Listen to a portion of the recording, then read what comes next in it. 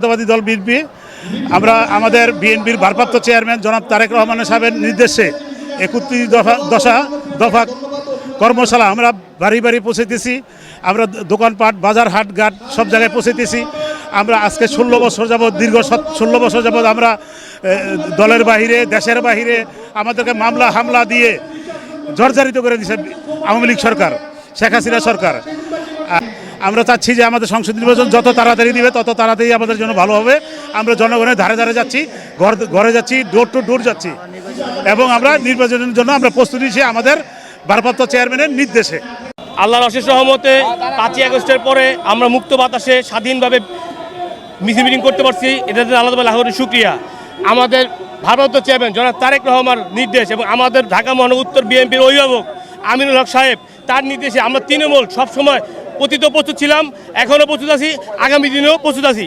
তবে অবিলম্বে ডাক্তার ইউনূস সরকারকে আমরা বলবো অবিলম্বে নির্বাচনের রূপরেখা দেওয়া হোক, নির্বাচনের তফসিল ঘোষণা করা হোক এবং যথাসময় সুষ্ঠু নির্বাচন করা হোক। সংস্কার করলে নির্বাচন পিছানোর কোনো সুযোগ নাই, সংস্কার চলবে, এটা প্রক্রিয়াধীন থাকবে। আগামীতে ইনশাল্লাহ তারেক সাহেব প্রধানমন্ত্রী হবেন, বিএনপি বিপুল হয়ে জয়লাভ করবে।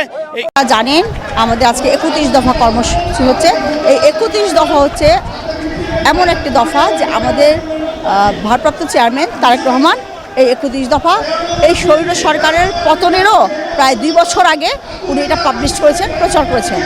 এই 31 দফার মধ্যে একটা দেশ পরিচালনা করার জন্য যা কিছু দরকার সব কিছু এখানে আছে। সেখানে বলেন বৃদ্ধ থেকে কৃষক থেকে বেকার থেকে শুরু করে বেকার ভাতা, কৃষকের জন্য কৃষি ঋণ, মহিলাদের জন্য মহিলাদের সর্বাধিকার যতটুকু দেওয়া যায় সব কিছুই, আইনের প্রশাসন যাতে জন্মগ্রহণ যাতে ওপেন থাকে, কোনো সরকারি কোনো চাপ থাকবে না, উচ্চ কক্ষ থাকবে একটা সংসদের। তারপরে আপনার যখন দেশ প্রাইম মিনিস্টার 2বার বেশি প্রাইম মিনিস্টার হতে পারবে না।